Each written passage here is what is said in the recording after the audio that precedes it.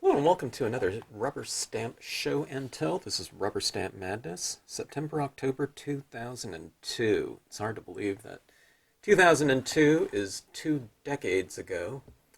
But let's see. So the September October issue, I think it would have came out in it's like August. I thought, I don't know, it was something like that. I don't know. I could be mistaken. But let's see what is in this issue. It looks like Domino's, Embossing, and Asian Collage. Okay, now embossing had been around for a very long time, but I don't know. That might have been the time when dominoes were kind of getting momentum out there, and certainly the Asian style kind of imagery genre had, I don't know, taken hold of the, I don't know, whatever, stamp community, and we saw a lot of those types of images out there in magazines and just what people were doing. Okay, but let's take a look in here and see what was going on. I'm more interested in kind of like the ads a lot of times and seeing kind of what was out there in terms of the products and accessories and so on and so forth, the different companies. But look at this StazOn. So I'm guessing this was probably around the time when StazOn was kind of introduced. I have one StazOn pad, and I need to get a re-inker for a black one here. And I don't know. I'm probably going to start utilizing some of that. I haven't used StazOn before or solvent inks in general.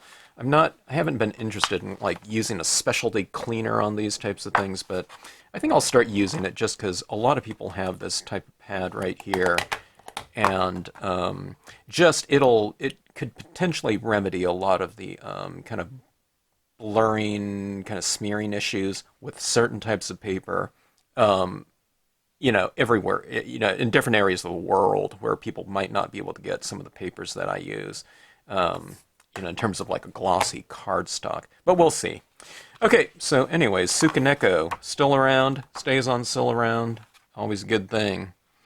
FlyingStampedes.com. I don't remember this company. It looks like they're probably a pretty big one. Big ad, that's for sure. Stamp Francisco here. So I look at the Stamp Francisco right here, and they were the ones that bought out Gumbo Graphics, Ivory Coast. The Ivory Coast ones, we saw those in, I think it was bookstores and things like that. I think they were alphabet sets, if I'm not mistaken, but came in these boxes and were these pretty cool sets. And they were bought out by them. Fruit Basket Upset was another really cool company out there. Really similar in terms of kind of the curated grouping of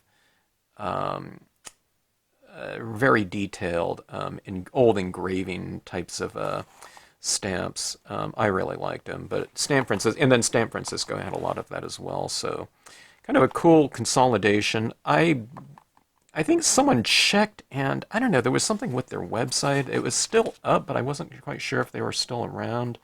I'm not sure. So, anyway, the InkPad, if I'm not mistaken, still a store that's open in New York. Okay, go check them out. It's the InkPadNYC.com. It looked like a really cool, kind of old school style of stamp store. I saw a video of theirs not too long ago. I think Nancy Stamps, that channel, went in to visit them. Very neat looking store. I kind of liken them to a little bit of Las Vegas stamps, or Viva Las Vegas stamps. Kind of, really about stamps, less kind of accessories and paper and that type of thing. All right, let's see. Look at this. The Color Box video series, Clear Snap. I really miss this company. They were the makers of the stylus tools, but VHS crafting videos. So, just right on the, cutting edge in terms of the development of different types of products and accessories for the stamper. They became, a big player in that field and were one of the first stamp companies to create the raised die-based pads, and they made really excellent ones in the form of these vivid pads right here. And I was talking with someone about it. These pads I mean, these pads are old. I don't know how old mine are, but they're at least 20 years old, and they still, they still work just fine.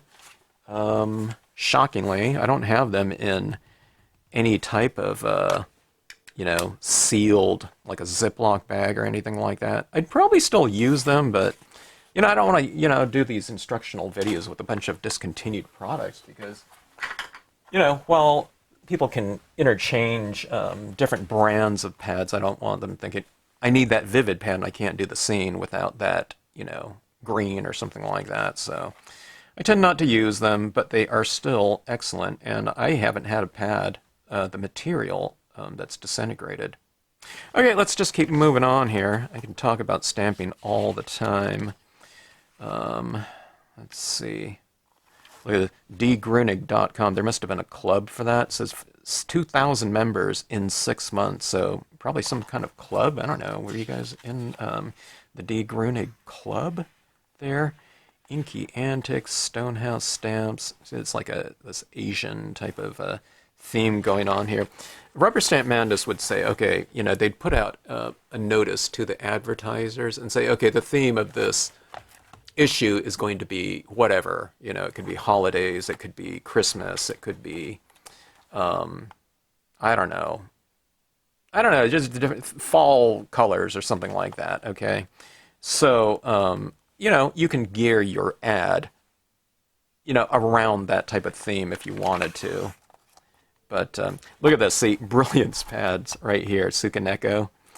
They're the same makers as Stays On, but I don't know, I keep talking about Brilliance pads right here. Okay, here, see, this, I didn't know about this. The only water-based pigment ink that dries to perfection on wood, vellum.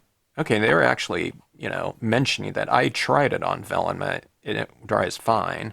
Sculpey, paper, unglazed tile. That's interesting. And it says the list goes on. Also dries on glossy cardstock, photo papers, mica, and more. Fastest drying pigment ink ever. Archival and acid-free ink. Long-lasting and smudge-resistant. Embossing optional. Okay, now, the one thing about this, I haven't tried embossing with it yet on like a cardstock because it dries pretty quick. I'm not sure how it'll work with embossing on like a matte cardstock. I guess if you hit it quickly, it'll be no problem, but this is good stuff, and I don't know how long it's going to be around. So if you ever think about, you might want to do some of the techniques that I've been doing on things like vellum and foils and stuff, you might want to look into it and pick up a pad. The pads last forever. I've had mine for, I don't know how many years, and I just, got re-inkers for it. There's a oak branch right here used in this scene, and I don't know if people know, but I did stamps for a Stamp of the Hand company, and that's my cemetery set there in the background. I didn't do this scene. This is Judy Metcalf of Iowa that did that scene. But it was always kind of interesting flipping through the latest issues of things and seeing, who's used one of your stamps in their scenes here. Beeswax, fantastic company.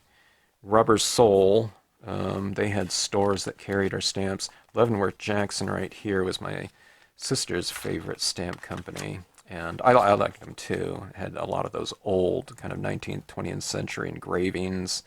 Stampland, really fantastic. They were the ones that created Stamp Francisco, right? I don't know. Correct me on these things. RSC, that's the original Rubber Stamp Convention. Okay, that's who I used to work for, a Stamp of the Hand company from '87 to 2002. And they were the ones that put on pretty much the most important convention, during certain years, okay, early on in the kind of the stamping community. All right, so here's stamping on dominoes right here, okay? Now, when dominoes got big, all right, and people were stamping on them, okay, so we're talking about a very unconventional surface to stamp on, all right?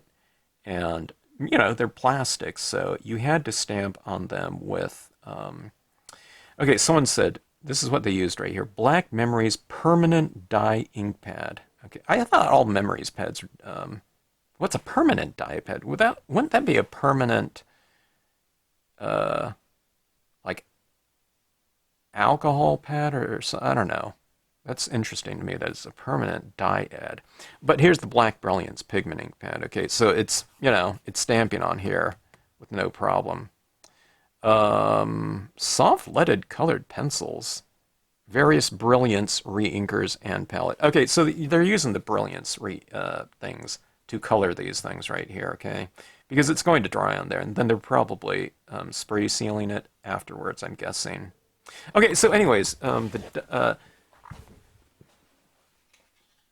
these types of dominoes right here gave me the idea to get in touch with Ampersand Art, okay, who makes a surface called Clayboard Smooth, okay. Now, they had gotten in touch with me years before this 2002 to see if I'd be interested in packaging some of my stamps with their boards, okay. Now, their boards were being made, and still are, for the art community, okay, so 5x7 is like the smallest one for a small painting or whatever people want to use on it, all the way up. There's huge ones like 40 by 60 inches, okay.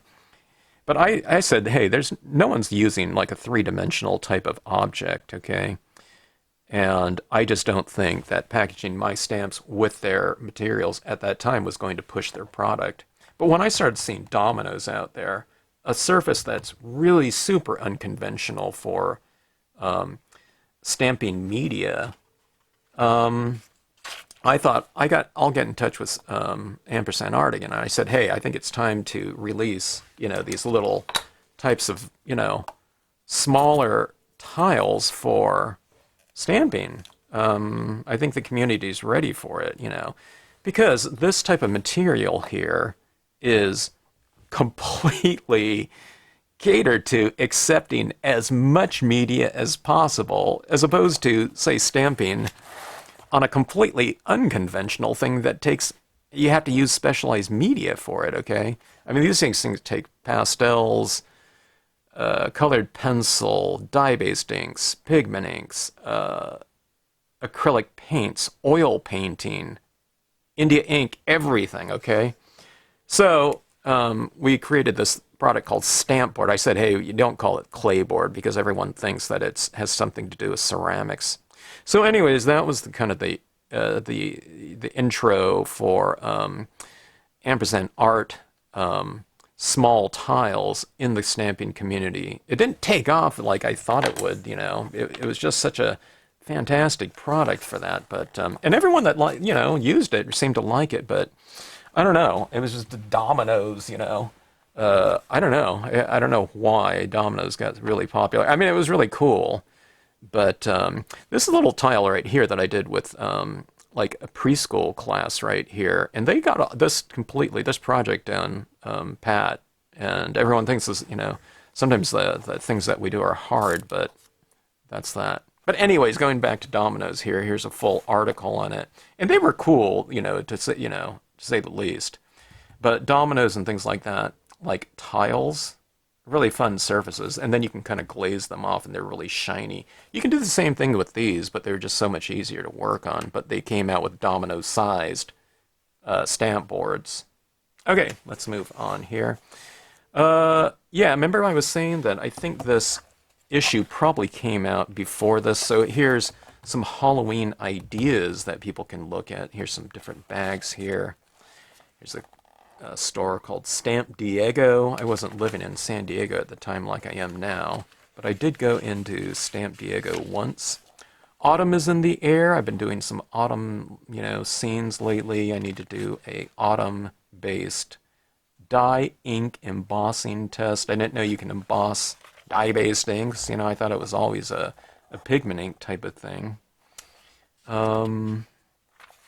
Here's my ad right here. Rocks and Mist at Stampscapes.com. Oh, so Stampscapes.com, I created that in 1996. Actually, my friend did. He created the website for it, but I don't know. I was saying very little on my ads at the time. But you can see the white pigment ink in here. Now, I wasn't using the Brilliance ink at the time. I was using the Color Box frost white for this, okay? And to get that misty look within this space right here. But I don't know, really fun using white ink. I don't know when I started using that. It was probably more in the 90s. But whenever those, I don't know, does anyone know when pigment inks came out, were invented, and was it ClearSnap that released them first? I don't know. But it was probably, I don't know, I don't even want to say because I don't remember. All right, so autumn in the air, more Halloween types of imagery. Always fun stuff. Sometimes around, there was always a convention in San Jose, Rubberama, like around it. So a lot of times it was on Halloween weekend, so you'd see kind of Halloween theme things, and it was always fun. Wood mounts, back in the days of all wood mounted stamps. In 2002, I'm pretty sure it was still all wood mounted. I don't know if there were any cling at that time. There might have been. Okay, I don't remember. But Northern Hardwoods is where I used to get my mounts from after going through, I don't know, like 5 other companies. And they were really fantastic. And then this was a really big wood company. They had their own kind of a sustainable forest, too, of all the wood companies. But this was just a small kind of branch that they were doing just to market their wood in a different, to a different audience. So a lot of the manufacturers got their wood mounts from them. And then a couple of their employees, they gave that business to a couple of their employees, and I bought from them for a while. And then, I don't know, I think they closed or something like that, or I don't know, something like that. Stampabarbara.com. Okay, one of the biggest rubber stamp retailing entities ever. It wasn't the biggest store in terms of square footage and with all the accessories and things like that. But in terms of just carrying stamps, it was always Stampa Barbara. They had stamps from just about every company out there. And it took a while for them to come out with a website, and I don't think they were selling online because they felt that it would kind of detract from the customers going into their stores. But I don't know, just a really fantastic visit if you ever visited any of their stores, especially the one in Santa Barbara. Stamp conventions: Boise, Idaho; Grand Rapids, Michigan; Tacoma, Washington; and Fort Wayne, Indiana. Okay, this is Auntie Amy Stamps. So she was the one that put on the show in Riverside. So that was the only show that I think I did of theirs. Not because I was avoiding anything, but there were just so many conventions going on at the time, so many different entities, and just a lot of shows in the general vicinity of, other shows going on at different times of the year. So this is kind of interesting. Here in Tacoma, Washington, it was at the Tacoma Dome. So that's interesting. Did anyone visit any of these shows? Fort Wayne, Indiana; Grand Rapids, Michigan. I always thought it was the Novi, Michigan show was the kind of the big one there. Tips and techniques: making your own mosaic and brayering a fun tag. Marvi Uchida, the embossing tools right here. These were always these heat guns were always out there in the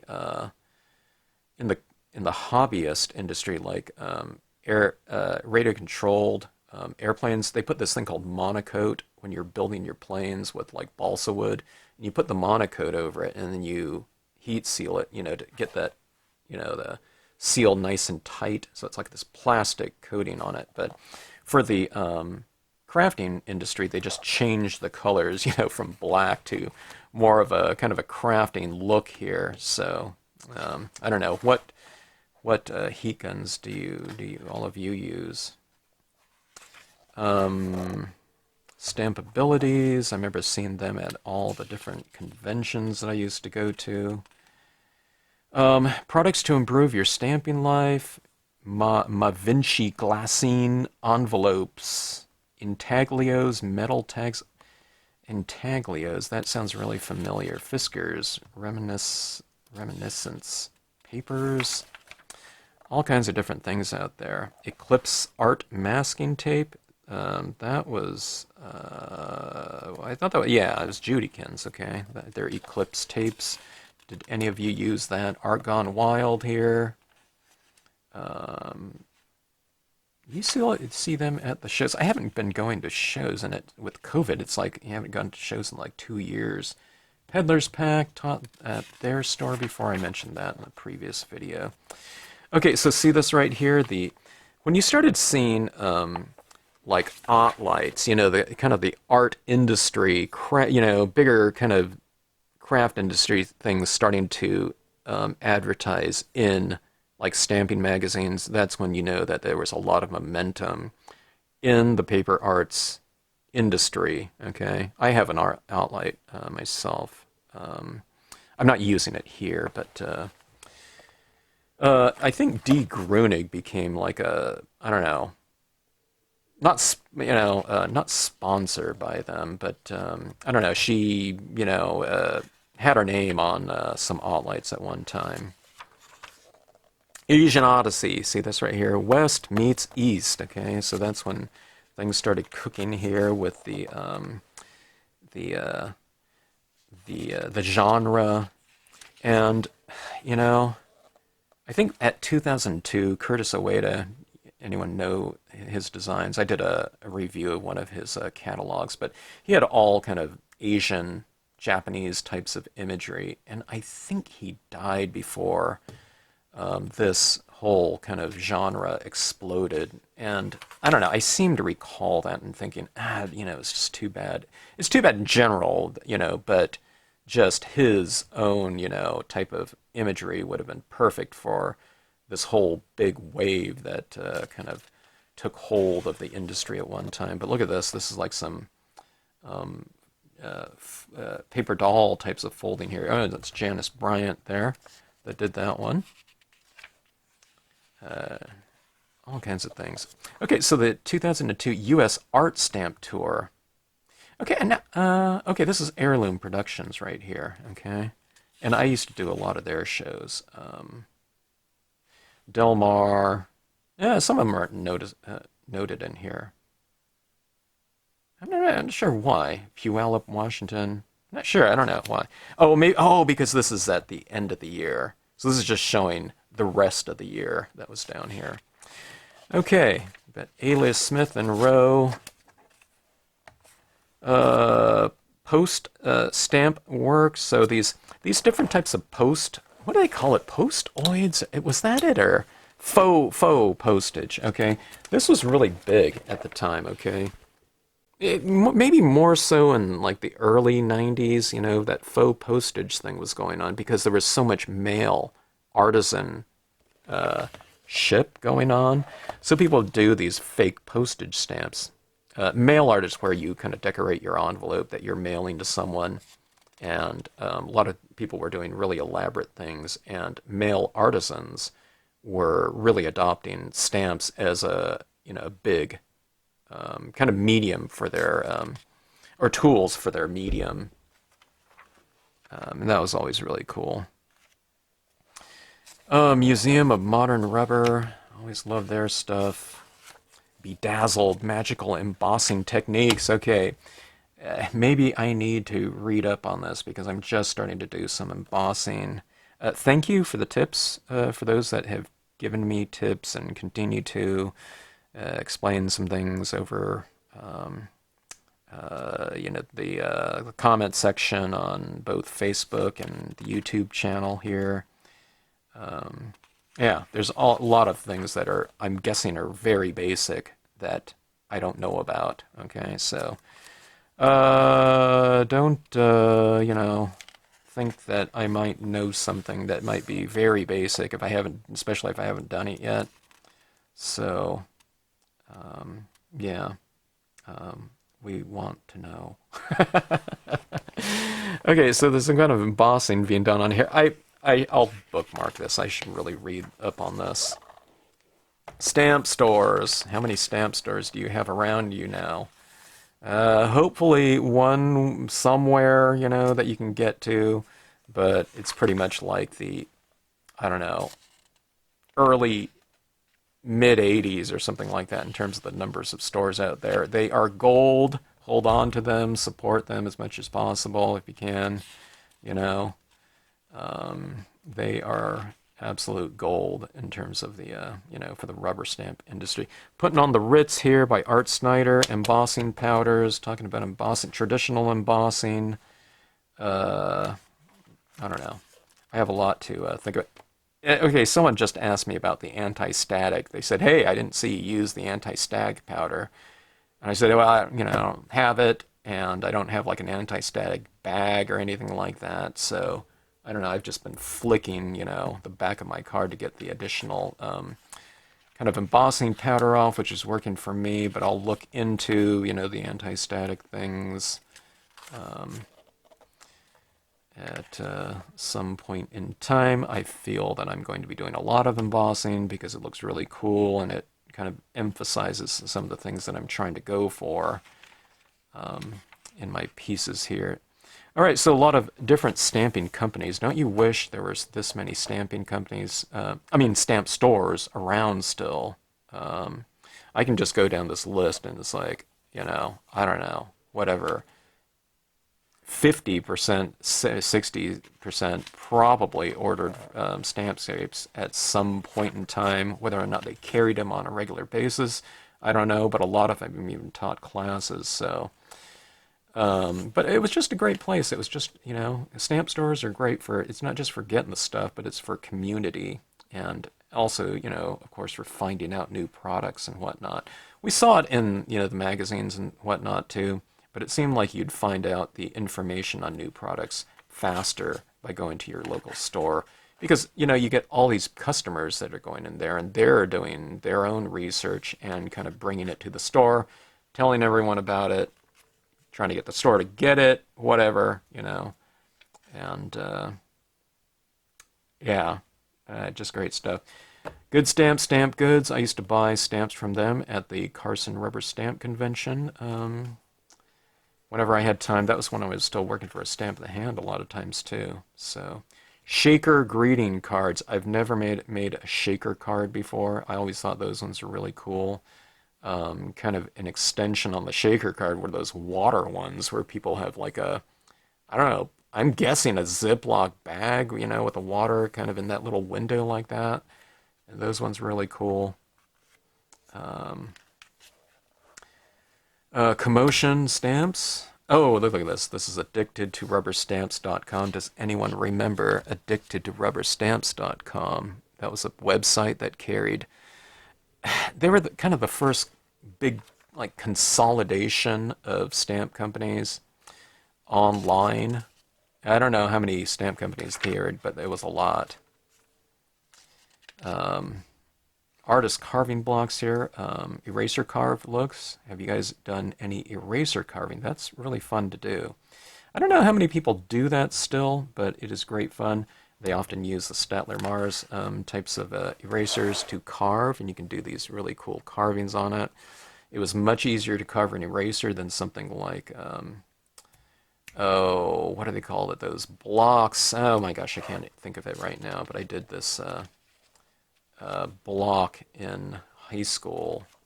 I can't think of it. It was one of those carving blocks that you typically would use a carving thing on. But erasers, are great for the stamper doing small runs of stamping. Okay, art of word stamping images with quotes. Okay, I'm using my scenic sentiment stamps a lot more these days, but when you put that quote in there, it's just a really great marriage of kind of text and imagery. It's really great for graphic design. I love the marriage of text and imagery, just in terms of, I don't know, just the look of it. And anything in text is always going to be something that's very eye-catching because, of course, people are going to read it. Okay, Marco's papers are still around, a great source for different types of papers. If you want kind of a smaller quantity of glossy cardstock or something of that sort. Carriers, pens, and the Brilliance pads and whatnot. Convention calendar. Look at all these different conventions around in Hawaii. Okay, there was a convention in Hawaii. But look at this, Alaska. I was mentioning to someone that lived in Alaska, did they live in Alaska at a certain time when, conventions were going on there?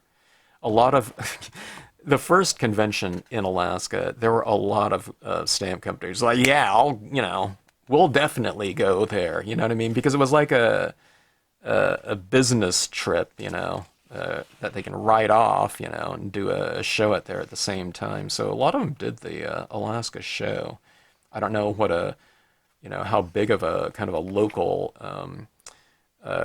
stamping community there was, but there were a fair number of, stampers in Alaska. Okay, I don't know if they were all in like Anchorage or something like that, but there was like 2 or 3 stores out there, and some of them were going back as far as like the mid to late 80s. I mean, they might have still been around there, but I remember there was this one store in Alaska that ordered a lot of kind of these celestial designs from a Stamp the Hand company.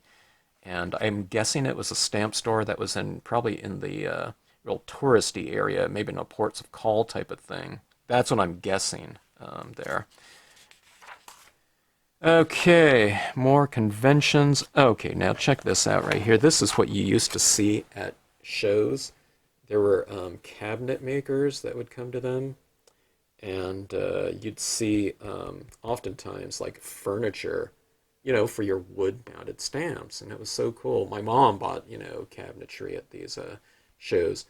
Not like that. That looks really finished off, but, really functional types of, 8-drawer types that would fit your, 3/4 inch to 1 inch high wood-mounted stamps. And what these places would do is they would come with a bunch of them, right?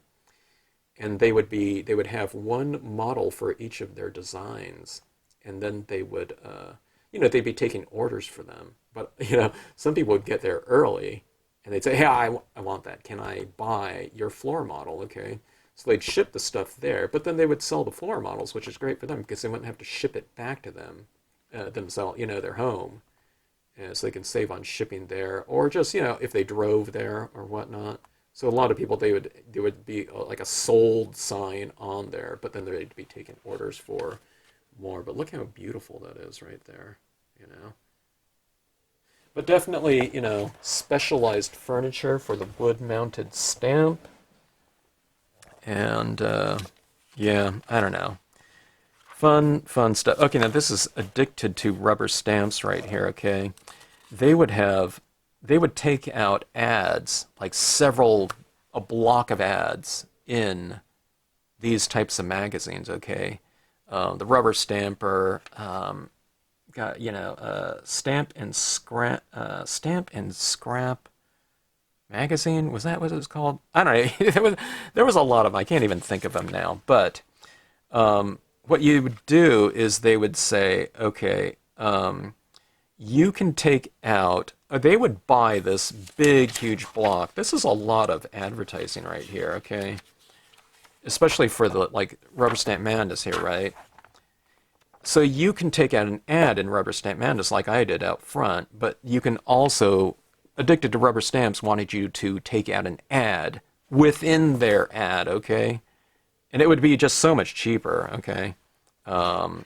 Because you'd be kind of advertising your product for them, okay, to go to, Addicted to Rubber Stamps or whatnot. So you see these, here's full page ads by, these different companies right here. Here's all the different companies they carry right here, plus probably a lot more. I don't know. I didn't really, I sold them, stuff to them, but I was a lot more kind of interested in supporting the stores that carried our stamps. So, I don't know.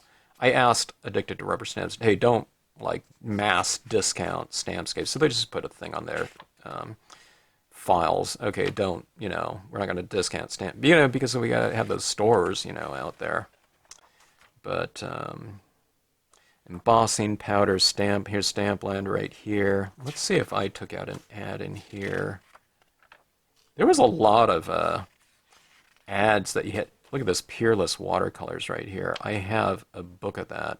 I haven't used it yet because it's like, oh my gosh, I don't think they're even sold anymore. at least in that incarnation. I didn't want to dip into it. But Ornamentum, I always loved their stuff. That was really cool. It doesn't look like I took out an ad in this ad grouping. Oh, okay. Now look at this right here. Kid Stamps. I had this Edward Gorey set, and I used an image out of this set from Edward Gorey. You wouldn't see kid stamps being sold in stamp stores, I don't think. I saw these kits. They were like those foam kits that you tear away, and I saw them more like in a Barnes & Noble type of store, you know, in like their little gift section.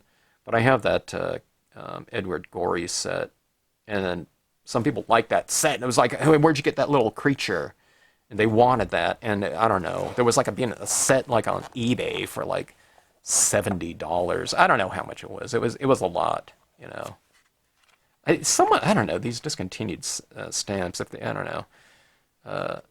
It was a lot, but they paid a lot for it. Okay, so that was that. And look at this, Anchorage, Alaska. Rubber stamp events, you know. Oh, here's the vendors right here. There was 1, 2, 3, 4, 5, 6, 7, 8, 9, 10, 11, 12, 13, 14, 15, 16, 17, 18, 19, 20, 21, 22, 23, 24, 20. There were 25 stamp companies, manufacturers slated to attend there. Who knows, maybe more. It was the first annual one. Okay, so that's what it was right there. That first show, God, it was in 2002. I thought it would be a little bit earlier than that, but I don't know. This is when there was a lot of momentum going. So those places right there, you know, they took that nice little vacation to Alaska. But back then, shipping to Alaska, you know, no one's going to be driving there. But so shipping all that stuff to and from, it wasn't as crazy expensive as it might be now. I'm sure if you shipped all your stuff these days, it cost like 5 times as much as it did back in 2002, easily. And it, you know, but people wouldn't be shipping wood-mounted stamps today. You know, they'd be shipping unmounted, you know, cling foam types of stuff. And you certainly wouldn't, you know, back then, I mean, I don't know if people were setting up as, you know, kind of an extensive a display area too, with like, you know, in your booths, like shelves and everything like that, grid work and everything, shipping. You had to ship out things like, you know, cash registers and stuff. I don't know, maybe they were doing it like, you know, much more sparsely. Did anyone attend that convention in 2002? If you did, please leave a comment in the comment section. I'm really curious about any of the shows that might have been in that venue.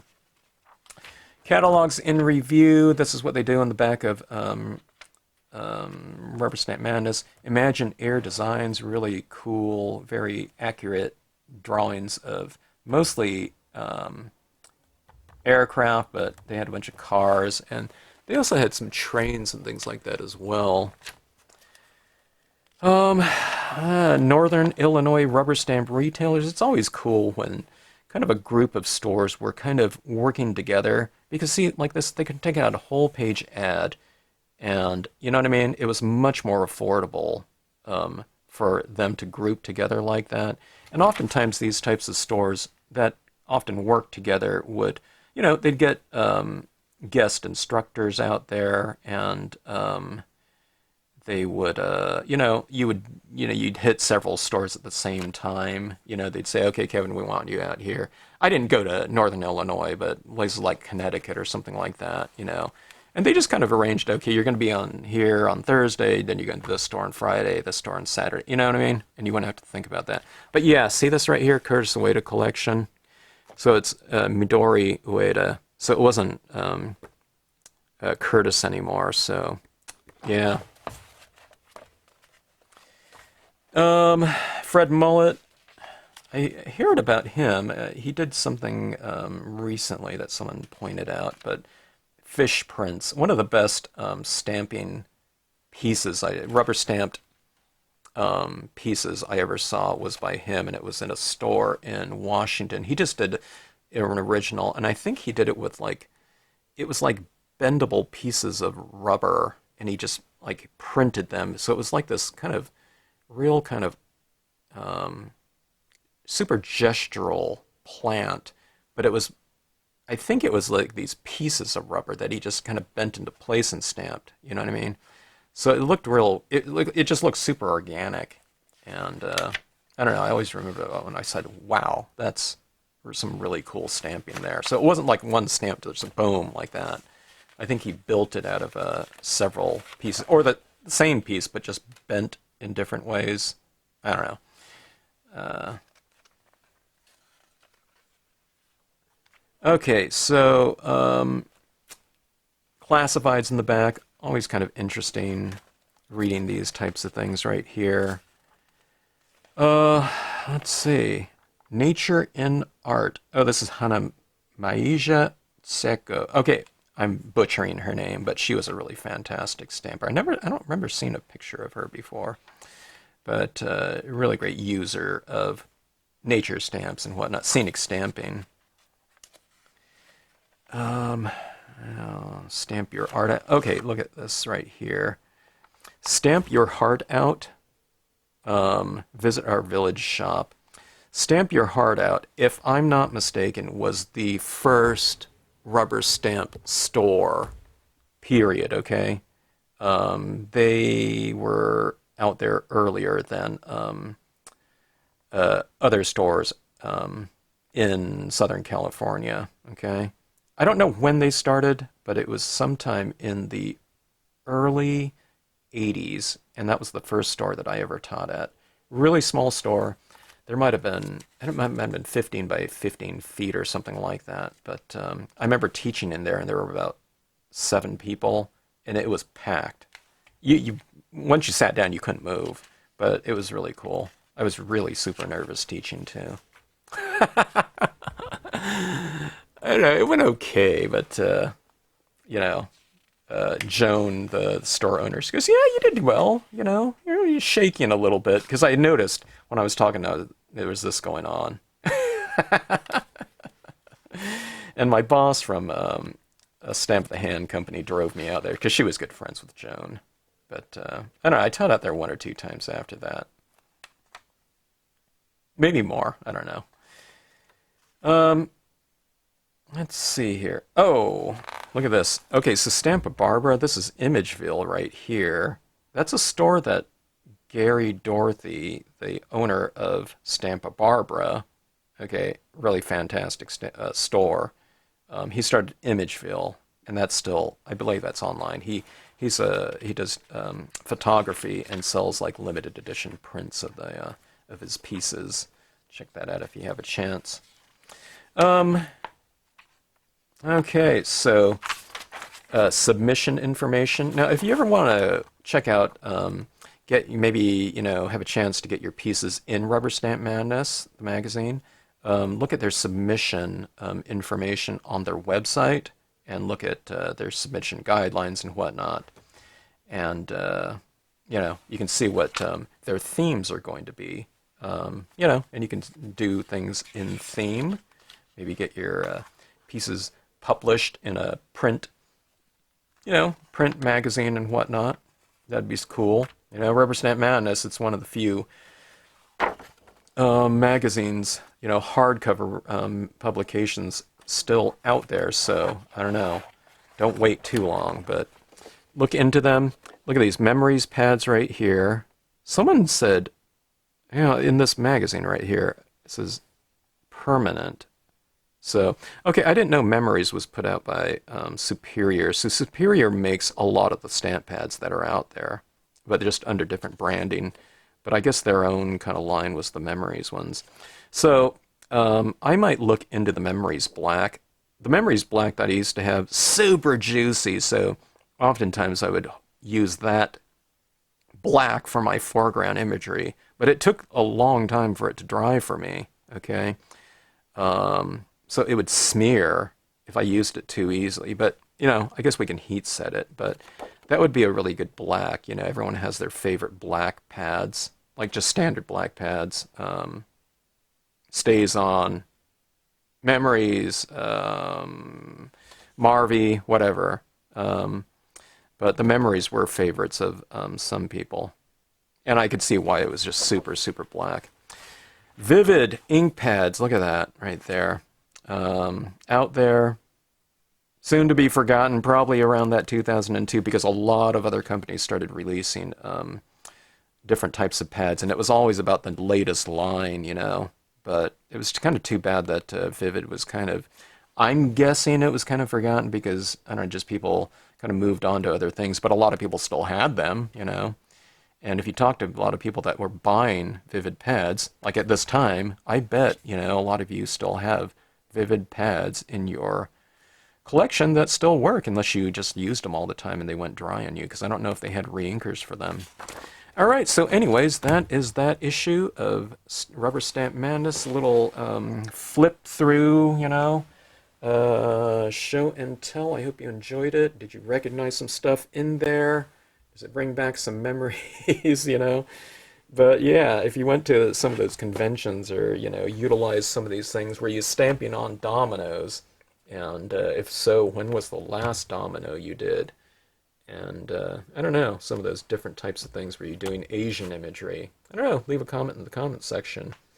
Thanks so much for watching. Hope you enjoyed it, and we'll see you on the next video.